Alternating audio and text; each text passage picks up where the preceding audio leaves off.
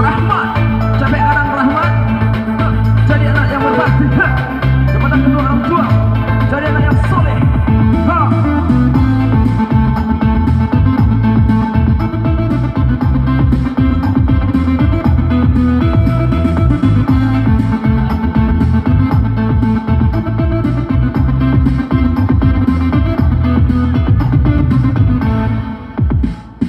Mabuk-mabuk dangdut ini kau, mabuk-mabuk dangdut sadonyo.